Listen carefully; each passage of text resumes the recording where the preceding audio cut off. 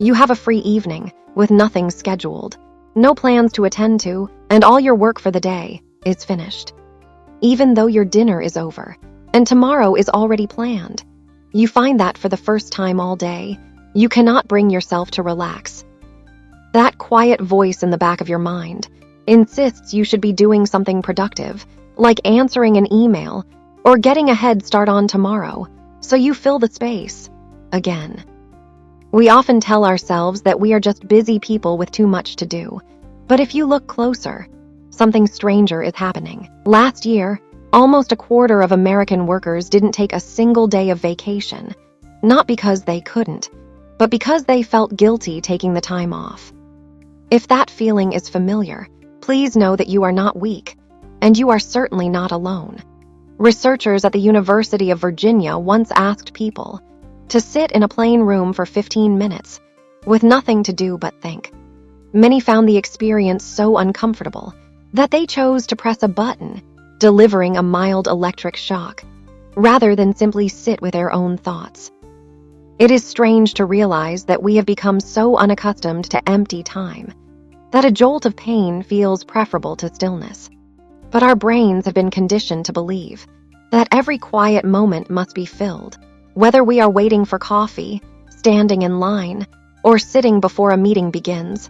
We have turned every spare moment into an opportunity to consume something. This is where the Japanese word, Yutori, gently disagrees with our modern obsession with busyness. It represents the room to breathe, the open space you leave in your day, on purpose. Modern neuroscience suggests that when your brain isn't focused on a specific task, it shifts into a state deeply involved in memory, reflection, and creativity, which means what looks like doing nothing is often when your mind is doing its most important work. Japan understood this long before neuroscience could explain it, not through laboratories, but through the rhythm of everyday life, where empty space was something to be protected rather than wasted. We typically measure a good life by how full it looks, prioritizing a packed calendar and the feeling of always being needed. But Yutori measures life by how much room is left over. When every hour is already full, even a small interruption from a child, a partner, or a colleague can feel enormous because we have run out of margin. Imagine pouring water into a glass that is already full. Even one extra drop causes it to spill over, and our minds work the exact same way. Empty space does more than protect you on hard days. It is where your best ideas quietly begin. Most good ideas don't arrive at your desk in the middle of a rush, but rather in the shower, on a walk, or in the soft minutes before sleep. The writer Haruki Murakami famously said he needed unscheduled, empty time in his day to write and run, not as a reward for work, but as the very thing that made his work possible. This brings us to a different way to think about your week. Stop trying to create more time and start creating more space. Time is measured by the clock, but space is measured by how you feel inside it. This week, try to protect just 1 hour, not for errands, catching up, or self-improvement disguised as rest, but leave it entirely untouched. Go for a walk without headphones, drink your coffee without checking your phone, or simply sit by a window, do nothing, long enough for your mind to stop searching for the next thing. While it may feel uncomfortable at first, remember that you are not fighting boredom. You are breaking the habit of believing every empty moment must be filled. Maybe you will have a new idea. Maybe you will feel calmer.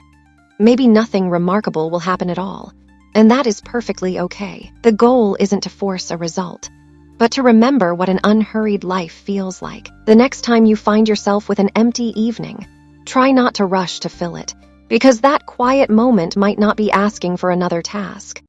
It might be offering you the room to breathe that you have been missing all along. We often treat rest as a luxury, something we believe we have to earn only after the work is finally finished. But that is a dangerous way to view our human biology. When we exist in a constant state of doing, our nervous system remains locked in a high-alert rhythm, never fully signaling to the body that it is safe to downregulate. We have become experts at managing our calendars, but novices at managing our own recovery. Think about what happens when you let a glass of muddy water sit perfectly still. The sediment eventually drifts to the bottom, and the water clears, but only because it was left alone. You cannot expect clarity of thought or emotional balance if you are constantly stirring the pot. Yutori is not about being lazy. It is the deliberate act of letting the sediment settle, so you can finally see what is actually in the water. It is the recognition that your worth is not a transaction tied to your output, but a baseline that exists, even when you aren't producing anything at all.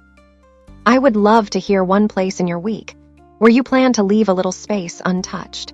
And if you are curious about more timeless ideas from Japanese life that change how we see the world, I hope you will join me in the next video.